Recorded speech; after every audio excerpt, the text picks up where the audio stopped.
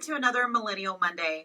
Here's hoping there's no snow in May. No more snow, no more snow, no more snow. I am so excited to go into summer. It is that time of year where you want to take a book outside, lay by the pool, and enjoy some sunshine. So on this episode of Millennial Monday, we are going to be talking about books that you should take outside. Read outside. Read in the grass. Read with a tree. Read with the flowers. We start off with a domestic thriller that is actually a romance. Those things don't go together. No. Those genres don't go together. Then we talk about a classic that is perfect for daydreamers and end on some poetry that is perfect for your spring. So go outside, enjoy the sunshine, and get ready for another Millennial Monday. He loved her, but he hated her. He loved her, but he wanted her destroyed. He loved her, but he was married already. Hey, hon, what you reading? Yeah. Ooh, you scared me. Why are you looking at me like that? You're not married already, are you? I mean, we're married. And you don't secretly hate me? What? No, what are you reading? I'm watching you.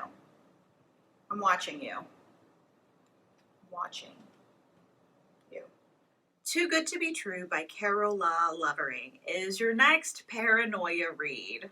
And I'm just going to go ahead and say it right now. This is a 5 out of 5 star read.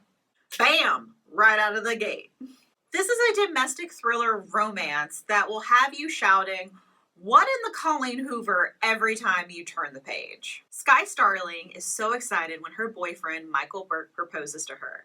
It's only been 6 months since they've known each other, and he is 17 years older than her, but Sky knows that this is her forever. Burke is older and handsome, and he isn't bothered by her OCD. He likes her for her. Sky has been struggling with OCD ever since the death of her mother.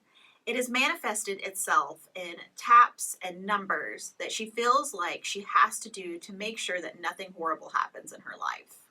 But this isn't just Sky's story. No, it's also Burke's story and his wife's story. That's right, Burke is already married. Yeah, definite ew. Ugh. Burke's story is told in letters to his therapist just as he's starting to meet Sky. And Heather, who is Burke's wife, yes, they are still married, tells her story 30 years in the past when she is a teenager just starting out and she's dating Burke.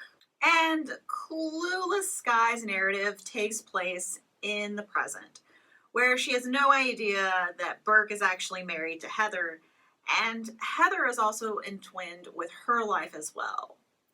All three of their lives are entangled in a narrative that spans decades and is full of secrets and lies. How could such a weird domestic thriller also be a romance with an ending that is pretty much happily ever after? I am so very confused by you, book. You make no sense. With twists and turns that you don't see coming, you can only imagine that this book would end in death, sorrow, or murder.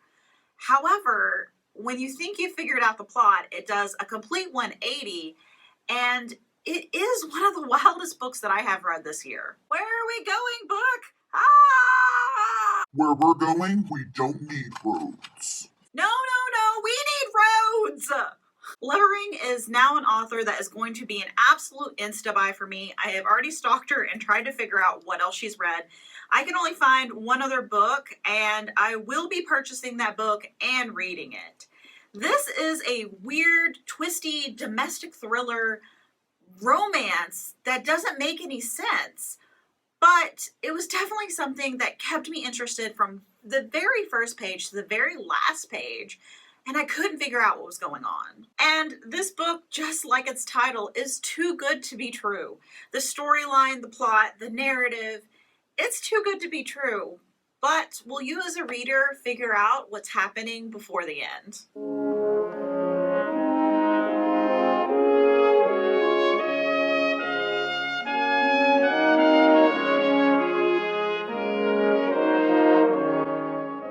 Welcome back to another episode of Mercedes' Masterpiece, where only the classiest books are talked about. Today we talk about a book that was read 101 times during Mercedes' freshman year of high school. She was so obsessed, she dreamed of a cottagecore life in a castle in the middle of Wales.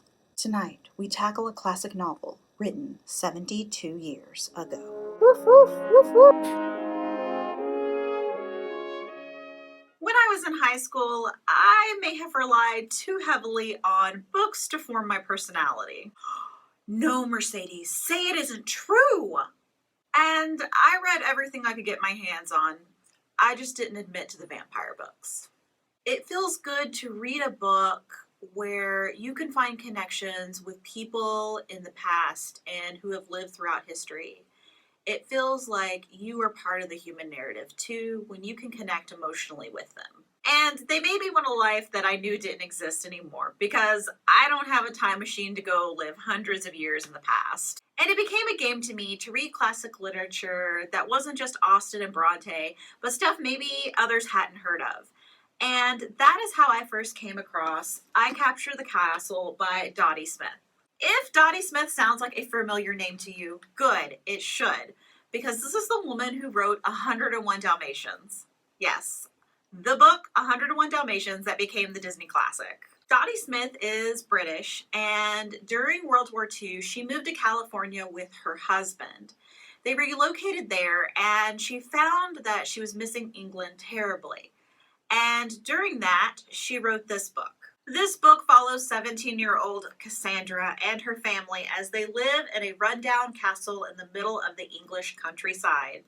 It is the 1930s, and her whole family is a little weird and odd.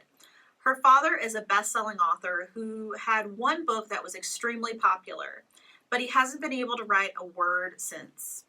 And then her stepmother is an artist who communes with nature, and that means going out into thunderstorms in just her wellies. And then finally, there is her sister, who is crazy with getting married and escaping their life of poverty. In fact, her sister at one point screams, "I would marry the devil himself to get away from this life." And it has some of the best quotes in existence. Noble deeds and hot baths are the best cure for depression. Yes, they are. That's 100% true then and now. Why is summer mist romantic and autumn mist just sad? Swiftie vibes for sure. But Mercedes, this is a first-person narration about a 17-year-old girl. Isn't that a young adult novel? Well, yes, and it's probably one of the first in existence. It was published in 1949. Many credit this as the very first young adult novel. Before this, there wasn't really a distinction between literature and age ranges of any kind. Is Northanger Abbey a young adult book? It does follow Catherine Morland, who is 17 years old. But it's not, and it wasn't considered then one either. Before this, there wasn't really groups of fiction for young people or fiction for adults. It was just fiction. I Capture the Castle, though, should be read along with Austen, Bronte, or Dickinson. It's an idealistic coming-of-age novel about a family in 1930s England that shows British life in a time capsule. It is also an absolutely amazing movie. That's right, if you didn't know, one of my favorite film adaptations of this movie was made in 2003, and you can actually download it from Hoopla. That's right, Hoopla also has movies that you can download as well, free with your library card. It is just absolutely such a great movie. It stars a young Henry Cavill, like super young, way before Superman. It also has Bill Nye, who is the dad, because of course he's the dad. He's always the dad in every British movie ever. And it has a lot of star-studded names that you're going to recognize when you go to watch it.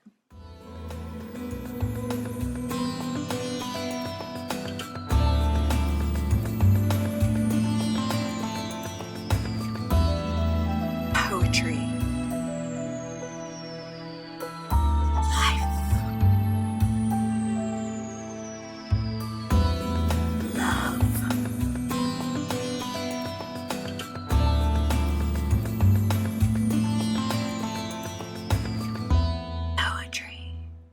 Okay, so not all poetry is wacky and avant-garde.